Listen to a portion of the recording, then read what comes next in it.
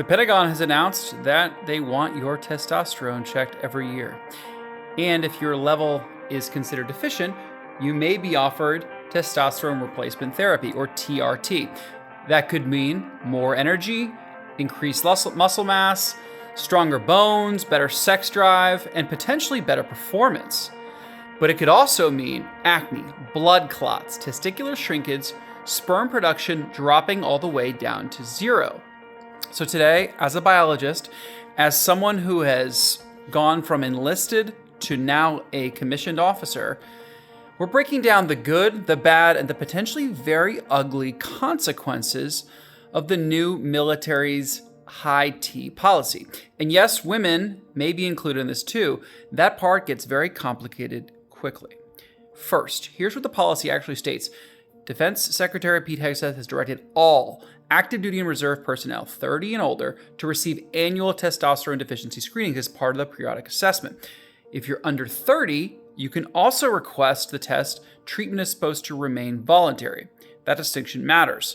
The test is mandatory for those 30 and older, but nobody's holding you down, or should be, at the clinic yelling, "leading the edge of lethality," while chasing you down with a syringe. At least that is not in the memo. And the stated goal is to detect hormonal problems that are linked to chaotic stress, poor sleep, traumatic brain injuries, and what researchers are calling operator syndrome, originally studied among special operations personnel. And honestly, that basic idea, it's not ridiculous. Military members deal with shift work, deployment, sleep deprivation, stress, injuries, disrupted diets, and low testosterone can sometimes be a warning light that something else is wrong. But a warning light does not automatically mean your engine just needs more testosterone. Sometimes it just means you need more sleep. Sometimes you need to lose some weight, better nutrition, less stress, a medication review, or treatment for underlying medical conditions. Let's start with the good. For men who have symptoms and repeatedly confirmed low testosterone caused by a legitimate medical condition, appropriately prescribed TRT can be life-changing. It can improve libido, sexual function, energy, bone density, and lean body mass. Some patients experienced improved strength, although the evidence suggests strength improvements are modest and inconsistent, especially when we're talking about medical replacement doses rather than the bodybuilding doses. And I'm not getting into Anavar or anything else. That's a completely different subject.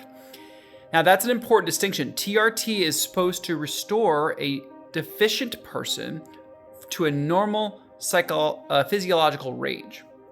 It's not supposed to turn the average airman into, say, a Captain America, or turn your unit fitness assessment into Avenger tryouts. If someone genuinely has hypogonadism, treatment can restore normal functioning. It may also help identify deeper problems involved in the testes, pituitary glands, hypothalamus, obesity, medication use, or sleep apnea. Screening could therefore encourage troops, especially men, who normally avoid medical appointments to discuss fatigue, sexual health, depression, and other problems they might otherwise ignore. As someone who has been both enlisted and commissioned, I can tell you that getting military members to admit something is wrong before it becomes a readiness problem is sometimes harder than the actual treatment. Now it's time for the bad. One testosterone result does not necessarily prove that someone has a deficiency. Levels fluctuate throughout the day and can be affected by sleep, illness, stress, food, and even the differences between laboratories. The Endocrine Society reminds and recommends diagnosing male hypogonadism only when a patient has symptoms consistently low levels confirmed by at least 2 early morning fasting tests. It does not recommend routine population-wide screening of asymptomatic men. That does not mean that military can never justify a different screening program. Military men and women are already screened for conditions differently because military occupations create very unusual risks. But it does mean that a single low number should not automatically become an automatic prescription. TRT can increase red blood cell concentration, which may require monitoring. Other potential problems are acne, breast tenderness, or enlargement, irritability, fluid retention, worsening sleep apnea, and testicular shrinkage. Recent research has reduced some earlier fears about heart attacks and strokes, but the Endocrine Society has stated that long-term safety has many questions. Now, one major trial also found increased pulmonary embolisms and fractures among testosterone-treated participants. In other words, this is a medication, not a protein shake, with a prescription label. And for the record, I'm not planning to test testosterone or any performance-enhancing supplements. If you follow, you know that I used to be a sperm donor, and my natural testosterone levels were tested extremely high. Biology already issued me an authorized allowance. I do not need to visit supply for any additional testosterone. Now we reach the ugly fertility. When external testosterone enters the body, the brain senses that plenty of testosterone has already available. It can then reduce the hormone signals telling the testicles, hey, you know what? Stop producing testosterone and sperm. Sperm counts can fall dramatically. In some men, production very quickly will drop to zero, and this condition is called azoospermia.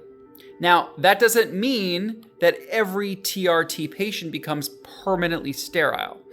Many men have recovered sperm production after stopping and going completely cold turkey after taking TRT, but recovery can take months or many years, may require fertility treatment, and it may not return to any sort of the original baseline. So that matters enormously because for military men, say in their 30s or even 40s that want to still have children, it could create a larger force planning question.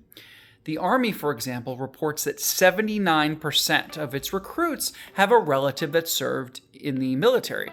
Other research suggests that more than 1/4 of new enlisted recruits have a parent with military experience.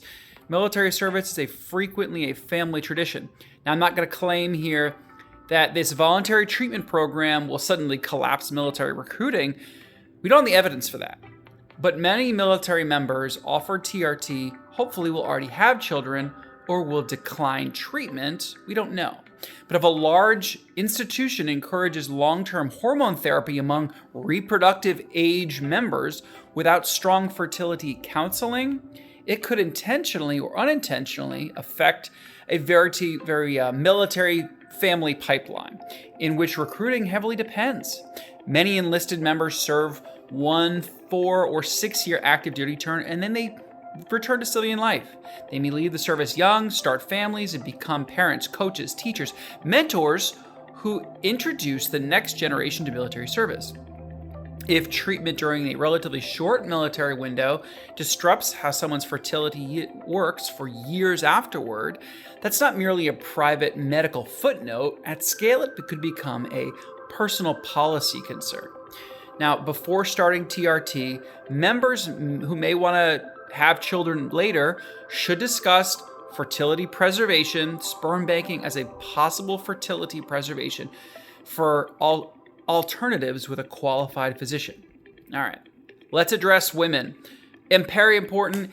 So something that the public roll out is that the signed memo does not say men. I want to be very clear that it says active duty and reserve component personnel age 30 and older. On paper, that includes women.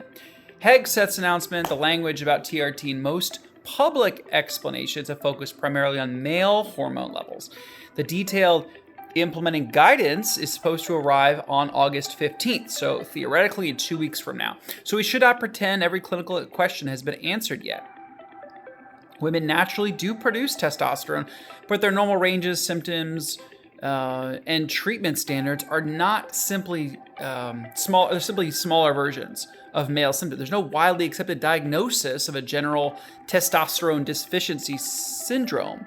In other words, healthy women, international medical consensus concluded that the only well-supported use of testosterone when carefully dosed treatment for hypoactive sexual desire disorder in certain post-menopausal women.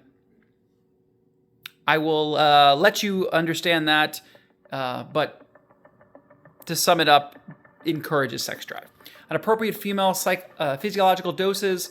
Potential benefits can include improve sexual desire and reduce sexual distress for properly selected patients. But giving women enough testosterone to pursue male-style muscle or performance affects it would be an entirely different situation. Possible side effects, of course, acne, increased facial hair, body hair, scalp hair loss, menstrual disruption, changes in cholesterol, higher exposure can cause a deeper voice, a clitoral enlargement, and some changes could be irreversible. Testosterone can create pregnancy and fertility concerns.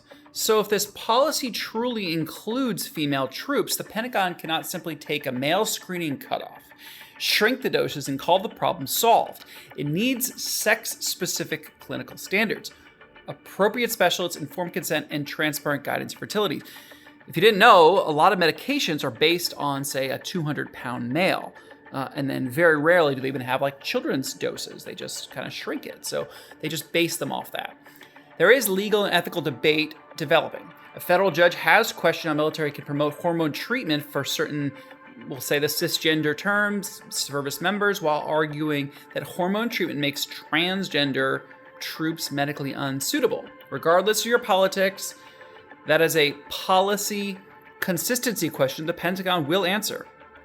My concern as an officer and a biologist, it's more basic. Are we diagnosing disease, or are we turning a naturally variable biological measurement into another readiness score? A testosterone number is not a courage score. It's not a leadership score. It's not a measurement of whether someone can operate a weapon system. Lead troops make sound decisions under pressure. My bottom line is this. The good is that screening may uncover real medical problems. Appropriately prescribed TRT can substantially improve life for people with hypogonadism. It's true. The bad is the population-wide screening may create false diagnoses, unnecessary treatment, long-term monitoring obligations. The ugly is the fertility risk, especially in young service members. Here, more muscle, better performance, without also hearing your sperm production can shut down. Testosterone is neither a miracle drug nor an automatic dangerous. It's more powerful hormone that should be prescribed for the right patient, for the right reason, and for the fully informed consent. Would you agree in the screening? And if your level came back low, would you consider treatment? Or would fertility and long-term side effects make you say no? Let me know in the comments. I'm a prior enlisted officer and biologist, and on this channel, we separate military headlines from what policy and the science actually say. Subscribe if that's the kind of military content you want more of.